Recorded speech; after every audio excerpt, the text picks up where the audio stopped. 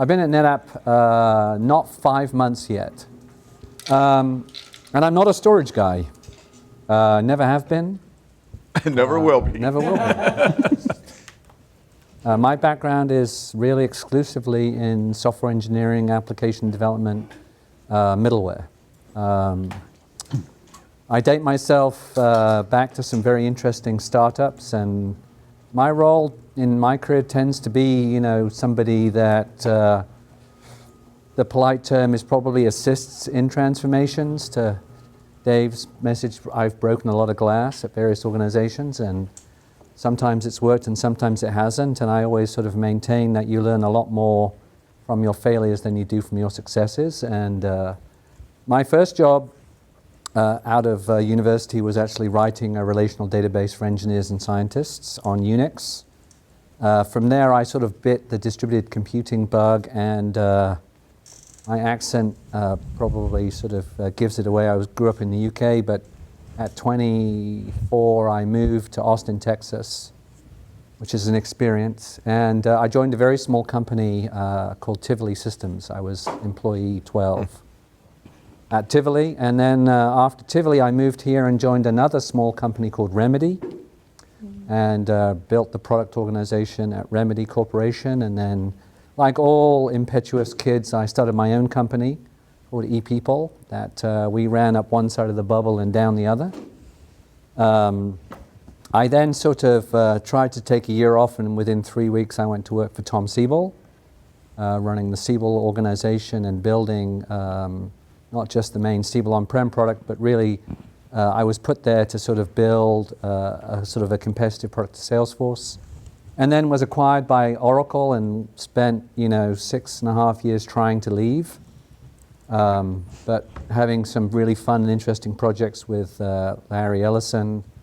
And then, as I said, I sort of ran a company called Hot Schedules as a CEO for almost 4 years, and got called from NetApp, and I guess part of my interest was, having worked for George's twin brother, I almost wanted to see how alike they were. So for anyone who doesn't know, George Kurian, who's the CEO of NetApp, is the twin brother of Thomas Kurian, president of Oracle. And as far as I know, you're the only person to actually have worked for both of them. Wow, I should write a book. They share some similar mannerisms, it is true, and they are both equally as fun to work for. So my remit here really is to run a business, and I'm given complete autonomy to do that. I run an independent P&L. We run where we have to different systems, and where we get leverage from the existing systems, we leverage them. But my business is really about a cloud-first methodology, and how can we monetize existing assets where it makes sense, and how can we build or potentially acquire new assets where it makes sense. So, as I said, my lens is really, what can I build on AWS, on Azure, on GCP, and Bluemix. And I think that will probably extend to Alibaba. And Oracle, I think we're probably in a wait-and-see mode. The question you asked Mark earlier, the clouds, I think, present two very distinct opportunities, and I sort of liken the opportunity sort of metaphorically to like a dumbbell, something that's thin in the middle with two big weights at either end. And why people are, I think, the cloud really represents, I think, sort of an infrastructure play on one end, a SaaS play on the other, and then the middle bit, which is where I think the cloud is more of an enabler, is the sort of the platform as a service. So the infrastructure as a service is very appealing to the migration of existing workloads.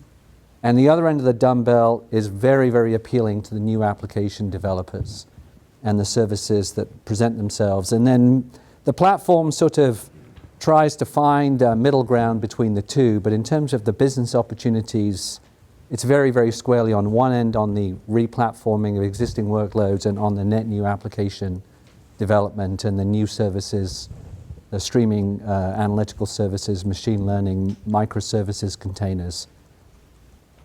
What I thought I'd do is just sort of take you through a little bit about the portfolio.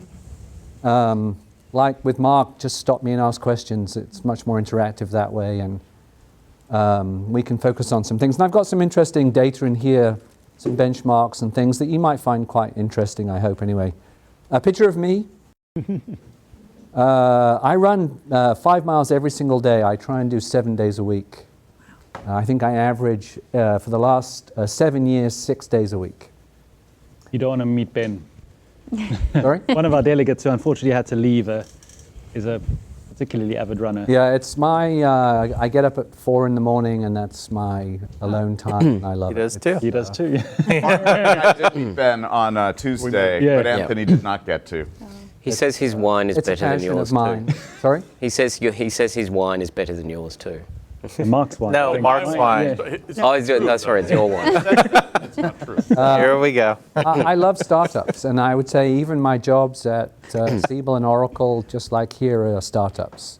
Well, if you don't mind me just picking that apart slightly, because you've been brought in as the cloud fix-it guy to break all the glass ceilings at NetApp, but going through your history of Siebel and Remedy and Tivoli and Oracle, that's the diehards of the legacy software. Not when they were vendors. created. Not at the time. Not at the time. Not at the So time. I joined Tivoli as 12. I joined Remedy when it was 22 people.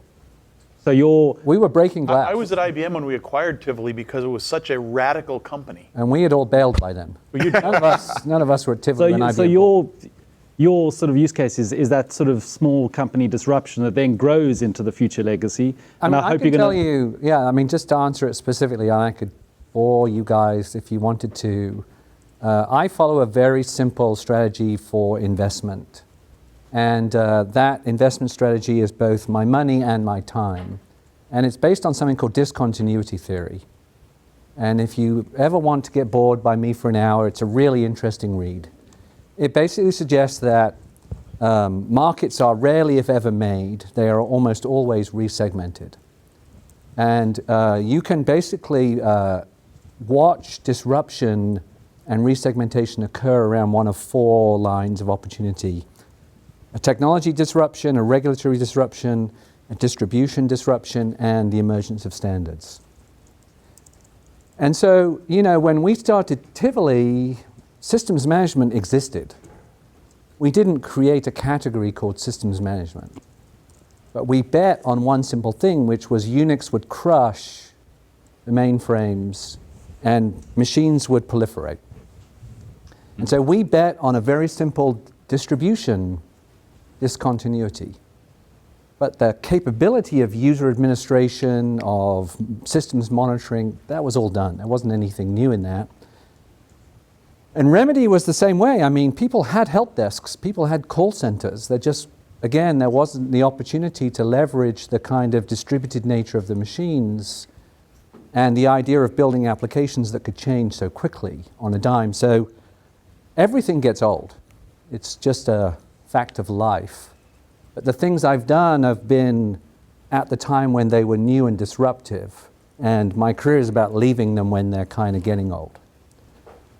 So everything I've done, when I joined Oracle and Larry said, do the cloud, I was like, have you seen your press? Like, you keep saying it's a piece of shit. And I shouldn't really say that on a public website. And he's like, yeah, I know, but, just go do it.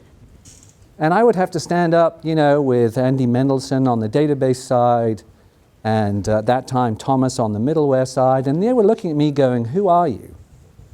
Like, this is Oracle. We have a $12 billion database business. And we have a multi-billion-dollar middleware business. And you're doing this little, I won't swear again, but this little tiny thing. And without Larry's protection, I would have been assassinated. There's no doubt about it.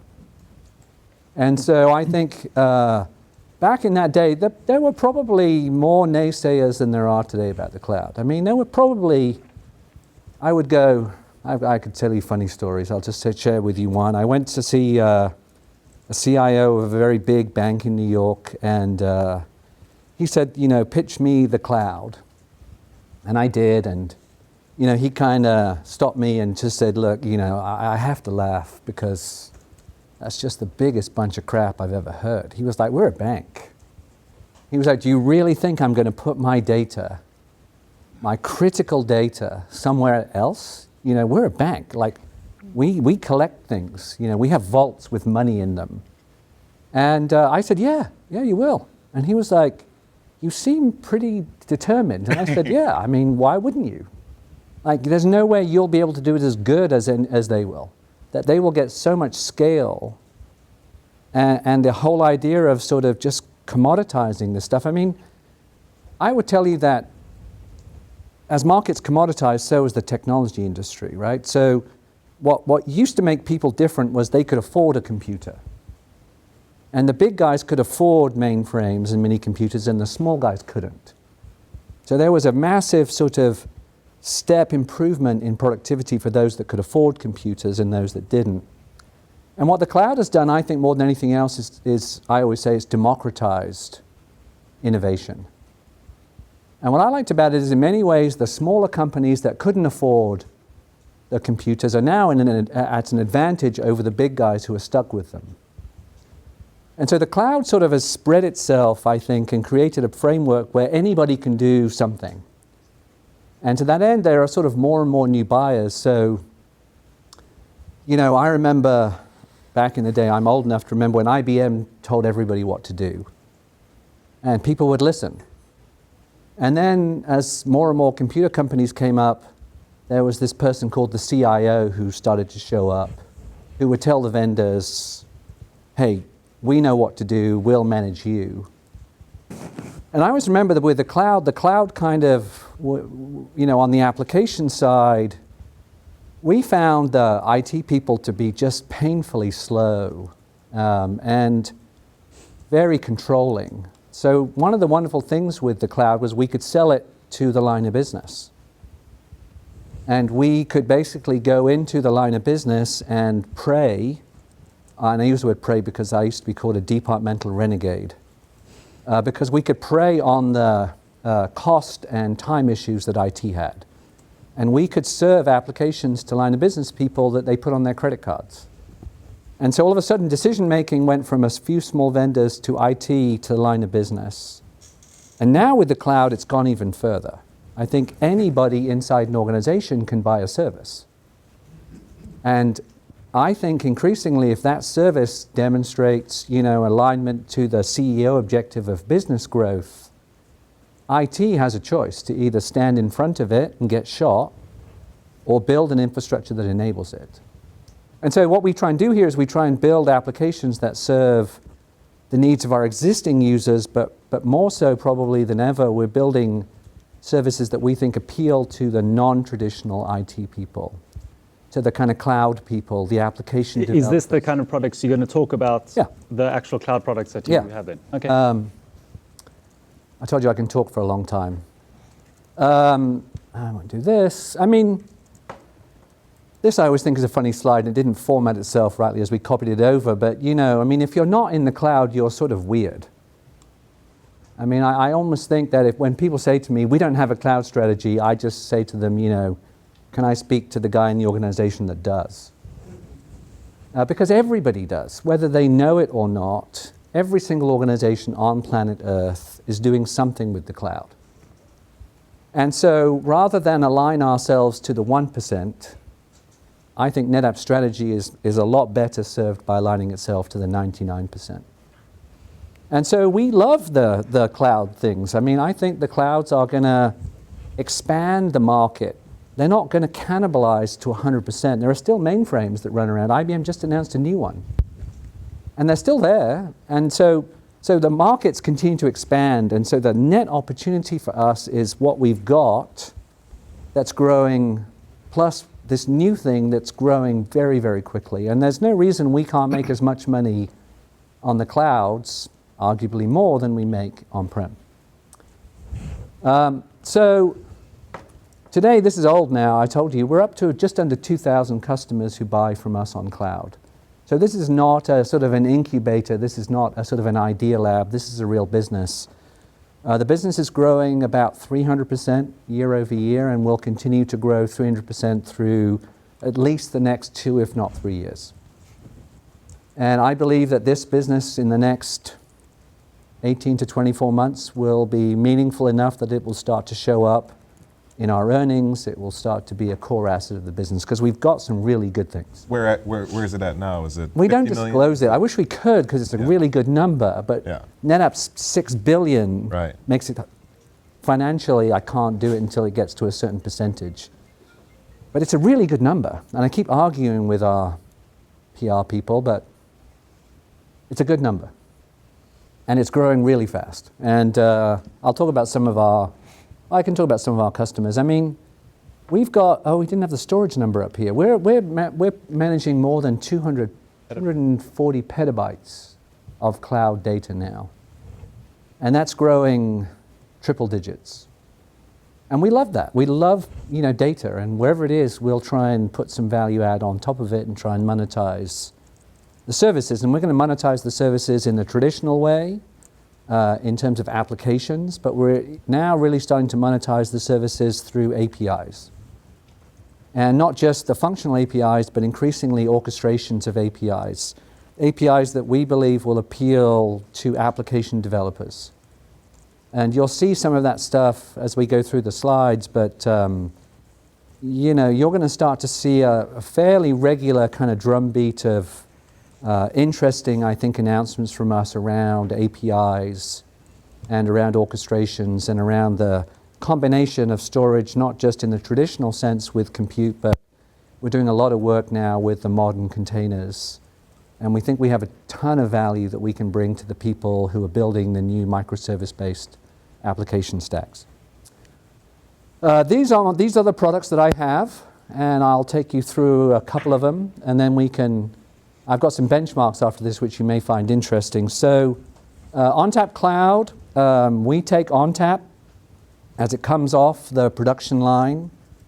Today, every 6 months, we basically have wrapped it in a set of web services. We've built a brand new sort of ONTAP management system that allows us to deploy ONTAP Cloud to a hyperscaler or to multiple hyperscalers, and then to connect those endpoints to traditional endpoints just as if everything was on premise.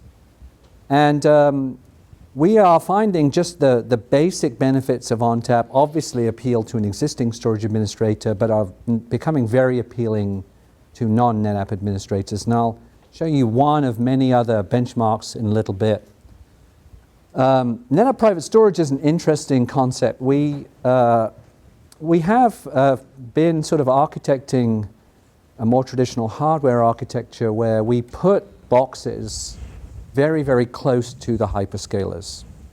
We find that a lot of customers are reluctant in some geographies, in some industries, and through financial considerations to just copy large amounts of data into a particular hyperscaler to get access to compute. And so we sort of pioneered an architecture where we can put storage very, very close to the hyperscaler, and using the express route, kind of direct connect, whatever the terminology is from each hyperscaler, we can actually put storage close enough to the cloud where we have latency that is as good and sometimes better than storage in the cloud. And so we're able to separate storage quite nicely from compute, which actually allows, as Mark said, the customers not just to consume compute from one hyperscaler, but to consume compute from any hyperscaler. And as an application developer, look, I sort of drank the AWS Kool-Aid, and it's as a developer, you're like a kid in a candy store. It's great until you get the bill. But even so, all of a sudden you're like, this is really good, and then someone gave me a demo of Google's machine learning, and you're like, oh, how do I get that? And you're like, oh no, I can't get that. All my data's right there, and the only option I thought I had was to copy it. And then all of a sudden IBM gives you a cool demo of Watson. You're like, okay, this is getting annoying. Why do all these guys start to one-up themselves? And I've sort of, largely because of history and ignorance, I've sort of put myself in one place. And so with NPS, you can basically swing your data and mount it on any of the hyperscalers. And so one of the things that we're doing is, look, NetApp's really good at selling boxes, and people who love boxes understand how to buy the box and go to a colo and put it in the colo and connect it and establish that stuff. But it's still I think for a lot of non-storage people, too hard. So one of the things that we do in my group is we take really good ideas and we wrap them in software and service, and we express them as cloud services. So, we'll be putting up NPS as a cloud service. NetApp will be putting some boxes into colos. We'll be using the ExpressRoute Direct Connect. There will be a website at netapp.com where people can basically move data to our infrastructure and use compute from any hyperscaler they want. And they can pay us on a, consumption model or a subscription model. So just simple things that start to create very rich and capable cloud services that we monetize actually in many ways more profitably than we would our machines by themselves. Because the thing with the cloud, I'm sure you guys have all done the math, it isn't cheaper. I mean, Amazon charges you a lot of money. And with OpEx versus CapEx, we on the vendor side, continue to say, that subscriptions are the gift that keep on giving. Because you keep paying. It's not like you bought something and you capitalize it. You get the bill every single month, every single quarter, every single year. And so if we can take our infrastructure and share it amongst many customers who pay us continuously, we actually can make very sizable margin contributions to the company's bottom line. AltaVault is our cloud gateway product. It can be purchased as an appliance or a software, and it basically just sort of sucks up data from locations and basically moves through a compression and dedupe structure data off to the lowest cloud place it can find. It connects to about 23 different cloud infrastructures today, so it will tier off not just to S3 but to Glacier. It will find the cheapest place it can put the storage. And as well as compressing it anywhere from 5-to-1 to 10-to-1, it's basically starting to sort of replace tape as a low-cost medium for data, with the added advantage of it being available if you need it, as opposed to calling Iron Mountain and having them ship the tape back to you. Cloud Sync is a really nice product. It's a very simple sort of source destination mapping tool that allows businesses, and I'll give you an example in a second, to move data from one format in one location to another format in another location. So we can take file system data and we can transform that into S3. And we can basically, your customers can take Cloud Sync and do it once, or they can sign up for a subscription and Cloud Sync will continue to sync between both ends. So you are taking a file format and tagging it into an object format. So it's presentable for things like EMR and other kind of services. But we support now our own storage grid infrastructure. We support various NFS infrastructures. We support CIFS. And a lot of our customers there are non-IT. It's kind of one of those things where if you do a good job, it's like fashion. It kind of spreads. And when I joined, I noticed that there was a high collection of life science customers that were using Cloud Sync. And I said, there must be a life science use case. So we kind of called a couple of the customers. And the first thing they were like, we don't want to talk to you. And we're like, no, you're a user of our product. And they were like, yeah, but we don't want to talk to you. And we said, why? And they said, because you'll tell IT what we're doing. And I said, oh. And I said, who are you? And they said, we're a couple of like data scientists in the labs. And we don't really use IT. They're just they do the corporate stuff. And we do all the, sequencing stuff. And they said, we have these hugely complex modeling systems that take days, if not weeks, to spit out models. And these models are like gold.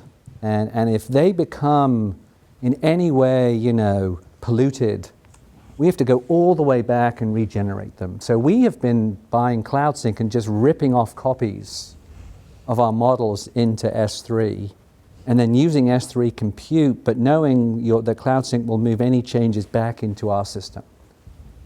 And they said, it works great. And we just pay you out of our R&D budget. And we've been telling all of our friends at life science events that this is the coolest thing ever. And we've sort of started to sort of become a little bit of a cult product in life sciences, but line of business people. No IT involvement at all. And just to pause for a second, as I said, all of these products have application user interfaces, but all of them, not 100% today, but soon will all have APIs. That any of the services that you can do through the UI, you can also orchestrate through an API. And so application developers can come in and take advantage of our services in their code. And so instead of, so for example, in ONTAP Cloud, going through the setup of a storage volume in ONTAP, there's a million things you can do. As application developers, we don't understand 90% of them. We just want a simple share, and we just want to be able to populate it with files. And I can do all of that now through a single RESTful API. And so as application developers, we are sort of, NetApp is creating that same democratization, that same sense of expanded innovation, but doing so for the application developers directly on the hyperscalers. So do you see S3 becoming a default protocol for the cloud? Because you're talking about uploading and downloading files. I mean, in the cloud native way, are we still talking NFS, SMB? No. I mean, I think S3 has done an amazing job in terms of object storage. I would say it's by far and away the leader. I think a lot of people are starting to sort of try and base their own services on an S3 compatible, kind of model because there's so much in S3. But it's like anything. I think standards are hard to maintain. And I think every time someone emerges close to being a standard, the technology industry likes to go fight it and try and create something else. So I think, we're in the very early, to use a baseball analogy, we haven't even been through the first innings yet. And I, as close as we are now to the hyperscalers, I'm just amazed by how much each of them are now doing, and how much differentiation they are putting into their platforms. But in a way, you're trying to abstract that differentiation, but there needs to be... To some degree, in some use cases, yes, in others, no. In others, if we think that, moving the data directly into a hyperscaler and making that data available to other parts of the same hyperscaler, we think that's a good business. I mean, there's no reason a lot of our business is moving data from one part of a hyperscaler to another part of the same hyperscaler. Whether that's tiering to lower cost or whether that's doing HA. There's a whole bunch of reasons that the customers themselves need to move the data. They need to move it to analytics from the transactional systems. So there's a really big problem just within a single hyperscaler. Now, I think everybody's going to have to do business with at least two, if for no other reason than to keep the first one honest. So everybody, I think, is going to have a multi-cloud strategy. Certainly on the infrastructure side, on the application side, it could be tens of cloud companies. And so, there are lots and lots of interesting problems that I think we can solve natively on a single hyperscaler, in a multi-cloud environment, and then in an extended hybrid cloud environment, whether that's our gear or somebody else's. Cloud Control is a brand new product. It only runs on, today, AWS, soon to be Azure. It has no understanding of hardware or on-premise at all. It is a microservices-based platform that focuses on what we call SaaS data protection. So I don't know if you guys know this, you probably do, but all of the SaaS companies back up the data. At Oracle, I backed up the data for CRM and HCM. I had the data there. And I had it because if I experienced a disaster, I could recover to an agreed and contracted RTO and RPO. But if a customer called me and said, hey, Anthony, can I access the backup for my account from 2.5 weeks ago? And can you restore the opportunities from John Smith who left and deleted them? I'm like, no. Well, you've got the data. Yeah, but I can't give it to you in the way you want it. I backed it up for the whole site. And so when you delete things in Salesforce recognizes that delete and happily deletes it for you. When you're in Office 365 and you start deleting mail, after you've been through the recycle bin process, Microsoft does a good job of deleting it. And so a lot of customers are realizing that while the SaaS applications are running somewhere else and giving people the functionality, the granularity of the protection doesn't exist. In storage terms, we would say they've got a disaster recovery backup, but they don't have archival backup. Mm-hmm. And so we basically have built a framework that allows you to sort of orchestrate protection policies that in turn create sort of processes that basically call the APIs of the SaaS applications. And basically what they do is based on what they're told to do, they go through the API and pull out the data they're supposed to pull out, and then we persist it in an object store. We take Microsoft 365 data, emails, SharePoint sites, OneDrive accounts, and based on what the system is told to do by the administrator, we go in and pull out the necessary information and persist it. We can actually persist it in an S3 bucket. We can persist it in Storage Grid, our own product. So you can actually back up Office 365 to on-prem if you wanted to. And then from the application, you can recover it. And you can recover a certain mailbox, a certain all things with a certain subject, all things within a certain date range, and you can restore them to where they were or to a different place. And so a lot of organizations are starting to realize, for legal reasons and for other reasons, that they need a granular protection strategy that the SaaS vendors don't give them. So you're saying this is both backup and archive? Both? Well, now you're going to get into, I don't want to debate. He's probably a better explainer of the terminology. I would say I can tell you what it does. What it does is it basically protects data, any data that you want, the whole thing or certain things. But the granularity is more like archive than it is like DR. Okay. So the nice thing about So- cloud control, Yeah. You can restore it granularly. And that's what I was trying to differentiate. Just to restore a service talks more to your point about DR versus archive, And which for says that you purpose, can go I back. would recommend trusting 365. Yeah, Those guys will probably beat you for just restoring the service. Yeah, but when you go back to your example of legal, like doing legal holds and whatnot, that's not a DR function. correct. Exactly. No, I want At to all. find the email that Dave sent me that I accidentally deleted last week. Can I just make a comment about the trend of these? Because I think it's so cool. When we first started, getting back to the, well, what are you doing and when did you start? The first thing we did was, well, let's take the software we already have and know and throw it in the cloud, right? So we threw it in Amazon and then we threw it in Azure. And it's like, okay, it's a start. Or let's take the boxes we already sell and connect them really close to the cloud. Yeah. And we extended a little bit with like AltaVault. Let's have an appliance that sends data into the cloud. So that's a little more cloud-centric. For a long time, Cloud Sync was my favorite feature because it didn't necessarily involve any NetApp hardware. It is a cloud service. I mean, you go to the Amazon Mart and you buy that cloud service and it reaches out into your data center and slurps the data in, independent of whether it's our boxes or not our boxes. It's still an on-prem to cloud connection. Now Cloud Control's my favorite because you've got the thing moving from one cloud data source to a different cloud data source, and one's a SaaS. I mean, we're not there yet, but you can imagine, well, what if I wanted my Salesforce data to be connected to Watson? Well, whoa, now you start to get, I'm not announcing a product or anything. I'm just saying, look at what we're doing in the infrastructure we're building and having a data architecture that spans all this stuff. Now you're starting to get a sense of, oh, those guys could be very interesting in a multi-cloud service environment with data as the central characteristic you care about. The other dimension, Anyway, the other dimension stop I train think, rolling. No, I think it's right. The other dimension I would add to that sequencing is, when we first started with ONTAP Cloud, we basically created ONTAP as the same ONTAP and threw it in a VM. And we said to the customer, here, you go start it, you stop it, you maintain it. Now what you're seeing from NetApp is we're actually starting to build cloud services that we are responsible for the uptime.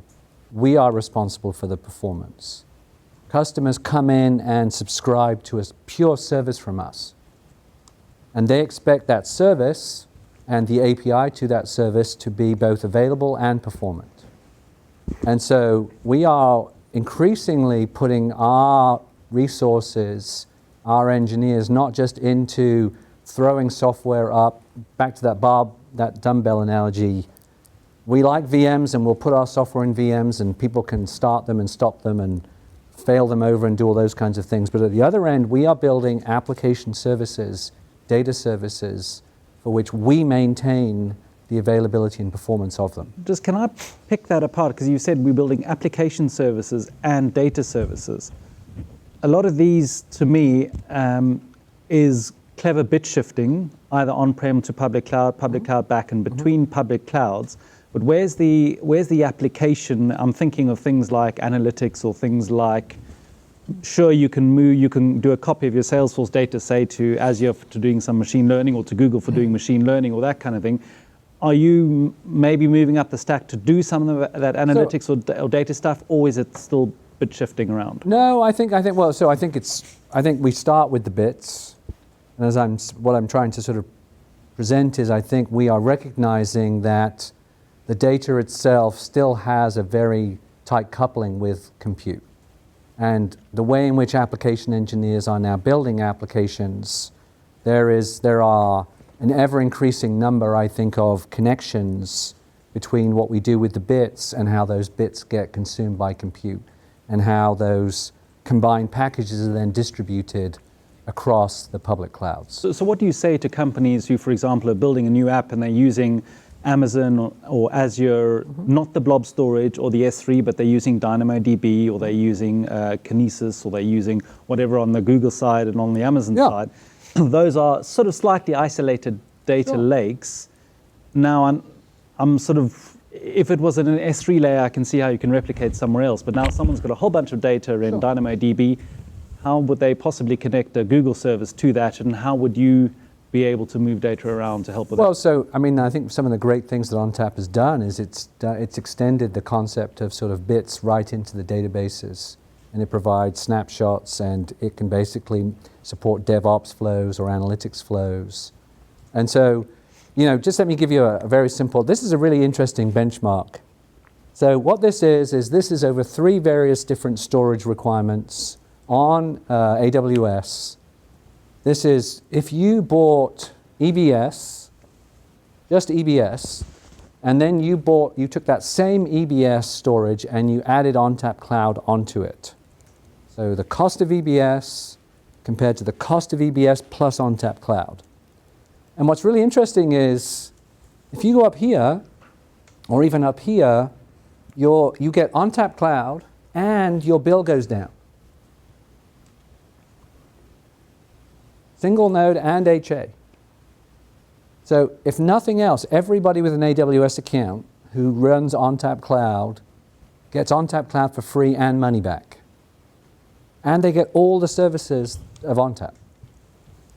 So every single Amazon storage administrator loves ONTAP Cloud.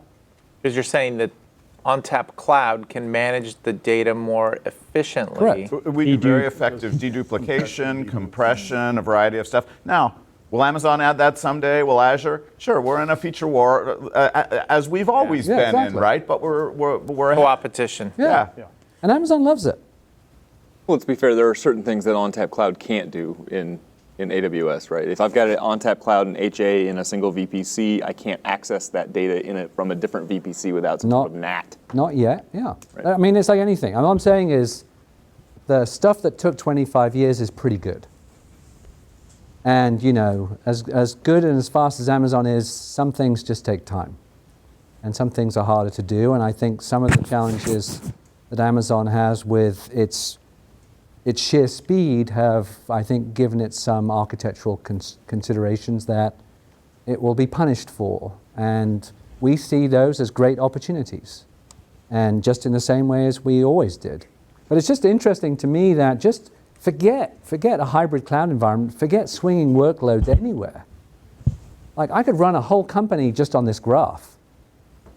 I could literally go and raise money from the venture capitalists and say, buy me on Amazon, Azure, GCP, and SoftLayer, and just run me on top of your existing storage, and I'll save you money and give you extra features. So I'm curious. There's companies that do just that. Have you done any benchmarking of this against like Dropbox, Box, Yeah. OneDrive? Yeah, How does that's it what we're compare? doing. So we're going through sequentially benchmarking our capabilities. Yeah, but I'm with asking about the results.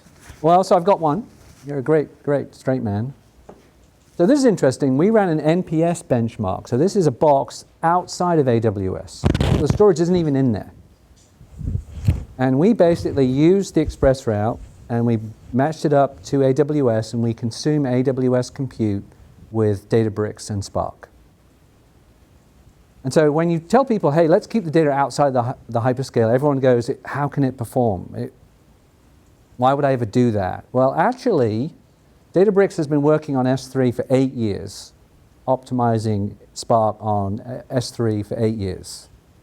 Little old NetApp comes along with the box, connects it, and runs benchmarks on 1K stream, 100K streams, and 1 million streams. And these are the NPS boxes with various workloads, and these are the AWS S3 native workloads. So we actually perform as well and sometimes better than S3. Okay, so my question wasn't about S3. My question was about Box and Dropbox. Sure, but this is a Spark Databricks use case. So the application is Databricks. Okay. So I'm just saying this is just an example of an application, a specific application use case where we are benchmarking our data services against the hyperscalers. Okay.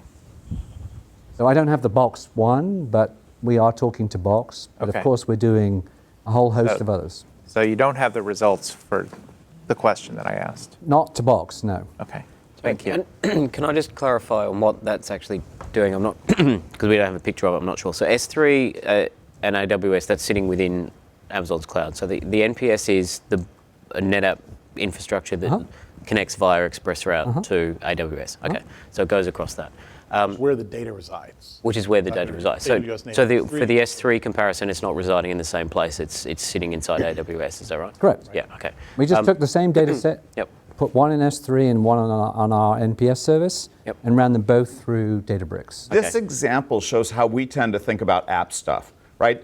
Someone was saying, well, do you need to get into there? Historically, NetApp has enabled all sorts of environments. We got big into oil and gas, and we made good buddies with Landmark Graphics, who does that app. And then we partnered with them to say, well, what's the best way to configure NetApp and Landmark Graphics to make the whole thing faster and better for the end user? Does the end user come to NetApp in order to do oil and gas seismic processing? No. They go to Landmark Graphics, who then says, you know, if you want to build the best environment to make this good, let's go in together with NetApp and figure out how to make it. And then you see here, Anthony's doing exactly the same thing with this particular Spark example. It's like, it doesn't mean that we have to get in a competitive fight with Spark. We just want to learn how sign off the big ones, right? Start working our way through, work with NetApp, and we'll make it better. Yeah. So the nice thing about the other thing about this is, so when I put the data in S3 and I moved it to GCP, I had to pay to get the stuff out.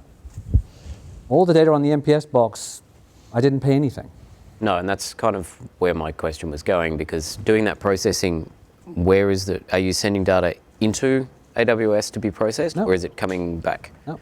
The data continues to live in the box next to the cloud. Right. And it's accessed real time over the ExpressRoute or Direct Connect. And because of that, I mean, we've seen people literally do database failover cases where the database is running in Azure, they shoot that one, reconnect from the other side, bring it up in Amazon, and independent of the size of the database, the failover is whatever the database failover is, so 5 or 15 seconds, right? So that's completely shifting what's possible in the cloud.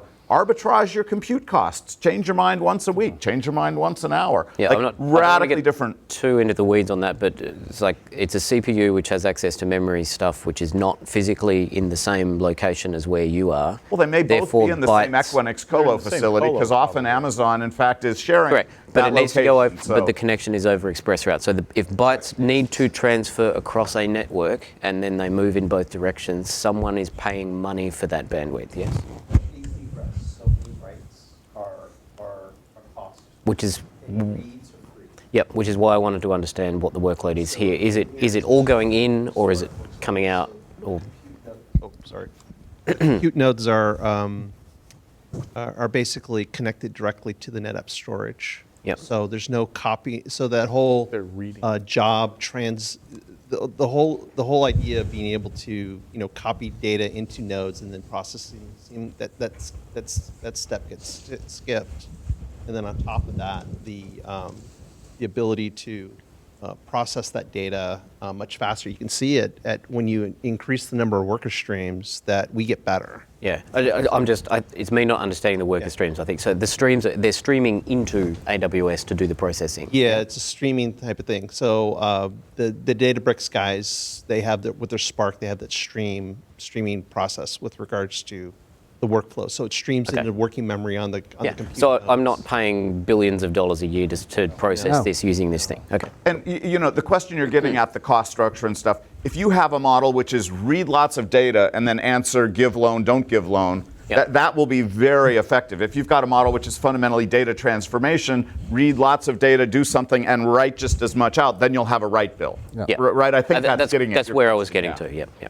Okay. But if you just think about the adoption of Spark, and then the uptake of machine learning from Google or machine learning studio from Azure, I bet you that's going to be like an arms race. Those guys are going to fight it out.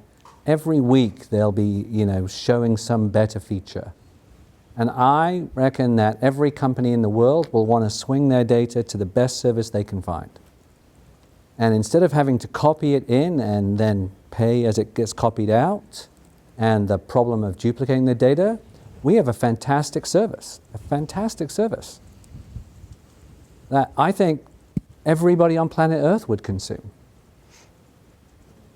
SaaS providers all excited about the NPS solution architecture here is that if I'm Databricks, all of a sudden, like my cost of storage goes down.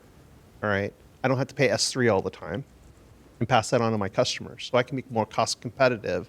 And if I stand up a Databricks cluster in, let's say, Azure, which they don't have today, but if they did, they may be able to arbitrage their compute costs. So, there's a SaaS play where we could sell this architecture and this NPS services to SaaS providers and give them the ability to pursue a much stronger multi-cloud architecture versus just like, I've got a big giant data center full of stuff at AWS and a big giant data center full of stuff at Google or whatever. You don't have to. They can do things. We can enable things that their current architecture approach is not. I have a steady state amount of data that I purchase with CapEx that sits in my center, and then I burst with CPU because that's cheap and easy. Absolutely. Yeah. So we do this, and maybe Mark, you can elaborate. But this is Spark. We have a really good business now with HANA, where Microsoft, Accenture, and us are basically running HANA workloads through this architecture. That is correct. Yep.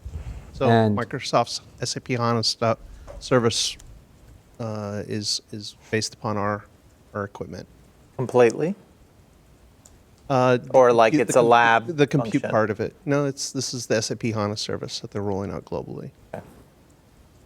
So these are services that we can run, that we can basically provide performance levels, we can provide uptime, all of these great things that I think are wonderful opportunities for us in the hyperscaler, next to the hyperscaler, across the hyperscalers. We've figured out a lot of really, really good businesses that are exhibiting very, very rapid growth. I think what's really interesting about that statement is, and maybe I'm just flat out dead wrong, right? I'm sitting here, I'm not standing up there, but NetApp has made a business, you started this, NetApp has made their business on just core enterprise problems. Solving really big and wide problems. Mm-hmm. And what you're talking about is a very narrow, very specific aspect of that. Okay. And my question is, when do you come back to taking those people that you solved all of those really core problems for and help them move forward to the next thing, to whatever the next stage is, right, as they start to embrace cloud? I think because it's not just... Right. It's that other end of the barbell, right? Remember I said the barbell analogy? There's like transferring big, complex existing workloads from on-prem to the cloud. That's our bread and butter. What I was trying to do, and maybe I biased it too much to the other end of the barbell, is I wanted to present to you guys that we're doing cool stuff for the young kids, right? Yeah, but the punks that. But I guess that's my point: is that you're talking apples and oranges. I mean, we talk apples to people that like apples and oranges to people like okay, oranges. but let me put it a different way. You interchange those freely, and those are very different I agree. requirements. Yeah. I was given a brief amount of time, and I was trying to. But what, That's why I say started more with about the your analogy. point. I'm sensing a concern or a question of when it changes, or I'd love Well, to understand I that. guess my point is that there's a big need, I would think, in the NetApp base. I've been a NetApp customer and a number of times, and I'll say there's a fundamental need. If I'm sitting here listening to this and going, okay, so I'm a current NetApp customer, is NetApp going to be able to help me in the future, right? I'm thinking about this from a customer standpoint, right? I look at this and go, okay, well, if that is my specific requirement, then sure. But I use NetApp for broad purposes today across a number of different use cases. How are you helping me across all of those use cases move things forward? And that's the piece I'm missing. Well, so maybe I didn't give enough credit to ONTAP. I mean, ONTAP Cloud is ONTAP.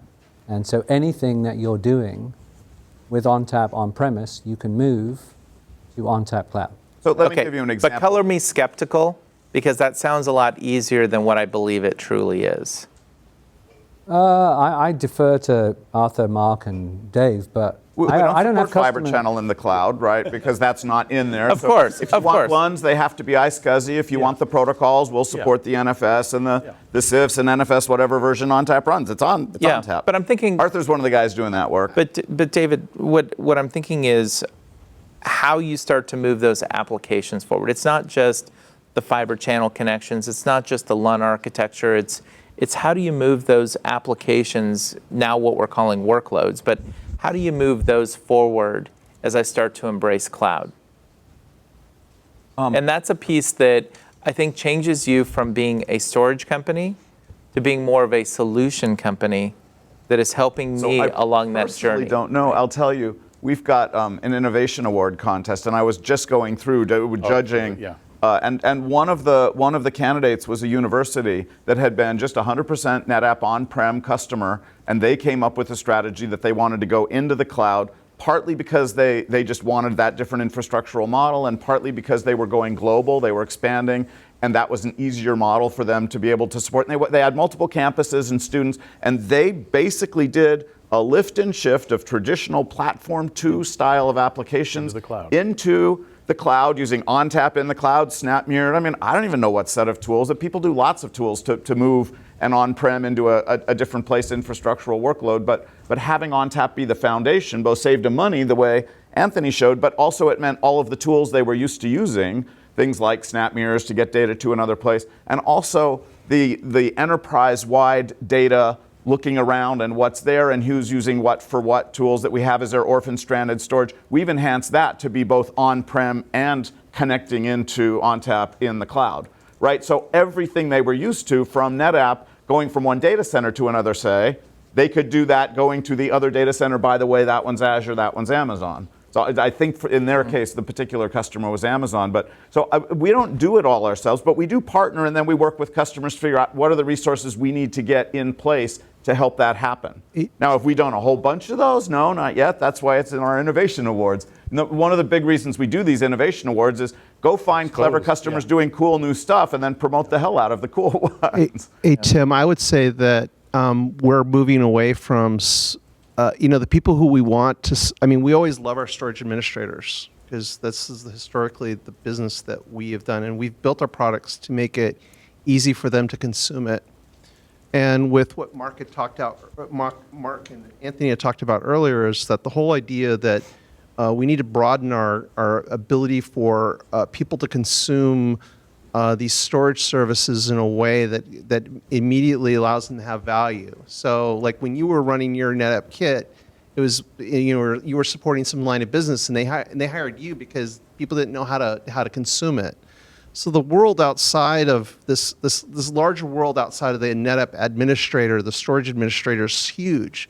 The data scientists who don't know anything about NetApp, but they love being able to have that problem solved for them. And the whole idea is that the approach from a cloud perspective is to make our services, because there's so much incredible technology that Arthur and all the people and Dave that have built into ONTAP. that we need to be able to tease out in a way that's easily consumable, because I want to monetize the heck out of that stuff and make it a, I want people to be basically people we've never even talked to be able to consume our Yeah, storage. but a new command generation. lines into an ONTAP administrative interface is not the way any cloud-first person wants to think Right. about it. We've done some interesting hackathons where we've built APIs for some of our capabilities like data replication and data cloning and given it to the hackathon folks and said, well, what would you do with that? Right? They're like, oh, I could use this to get it into a separate data center. That would be cool for distribution or the cloning. I can do sandboxes for people to play with. So we're doing experiments with how to take all of these years of value add and put them in a DevOps API that model. But then going back to the sort of difference between, we're sort of talking about a legacy lift and shift of data, which is one thing. And as this is Cloud Field Day, we very much want to focus on the cloud native stuff. And I'm sort of seeing a disconnect if I don't see people necessarily running EC2 instances with EBS-backed storage, which this NPS is doing in a better way. Well, actually, that's an interesting thing. You're not comparing the NPS with EBS, but with the S3, which is also different. Yeah. But I see cloud-native applications being built, not even with containers, but looking further forward with serverless, where there isn't a data store that can be shifted around between applications. And I love the whole story in the beginning about the cloud kind of thing, and I'm sort of now sort of worrying that we're not quite getting there, and I'm missing I'm still trend- going back into the legacy thing, and that worries me. Think about EBS as POSIX applications. So anything that's a file service like CIFS, iSCSI, NFS is POSIX.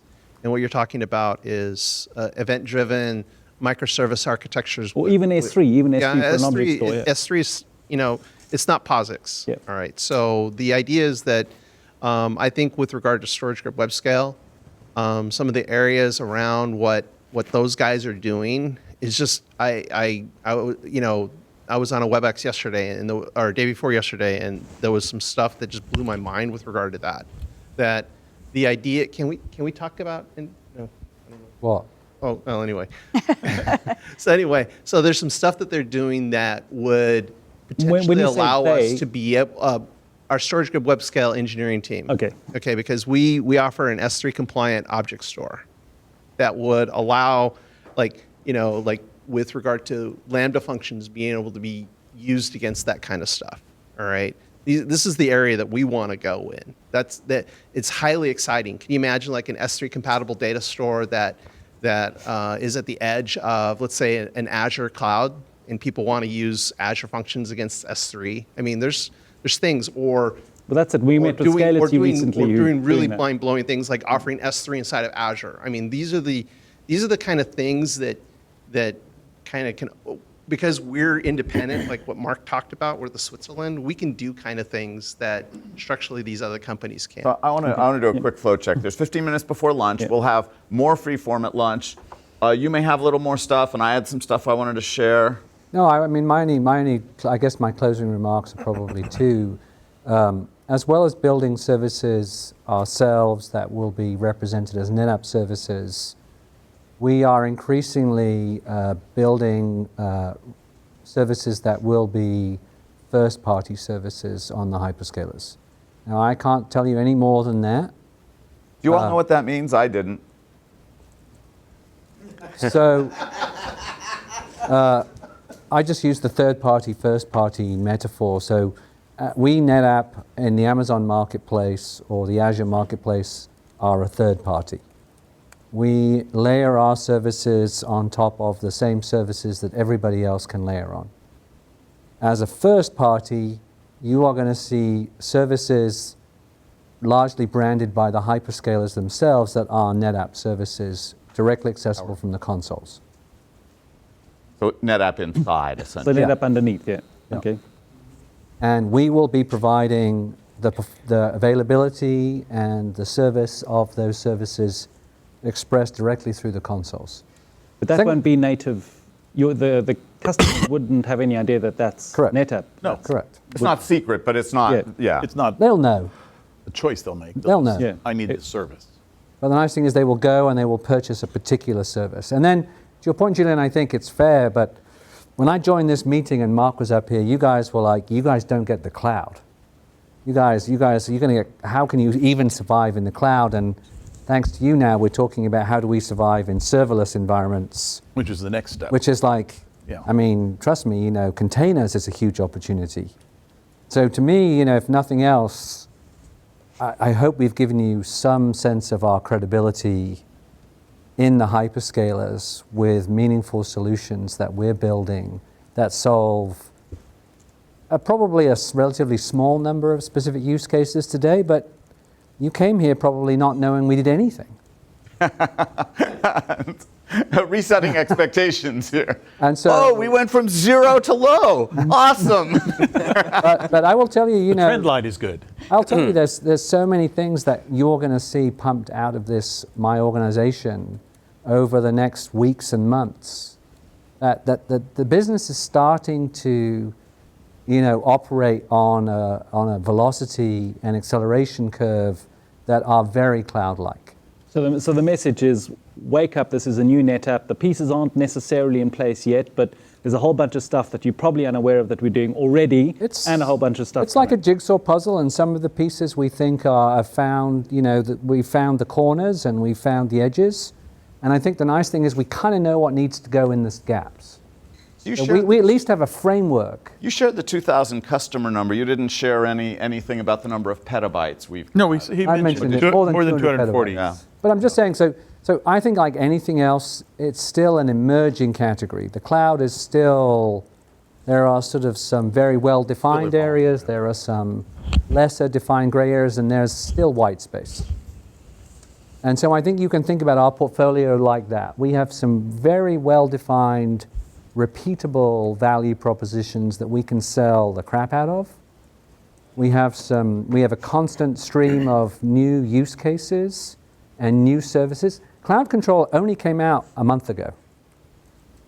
I mean, we're releasing very, very That's quickly. the 365 into And Objects or Salesforce wherever and else. others. That's that one. Okay, So, yeah, lots coming, yeah. There's lots coming, and I think, like I said, you're going to see more and more announcements that I think present to us not only with credibility in the cloud, but improve credibility through the relationships with the hyperscalers and credibility with the new buyers.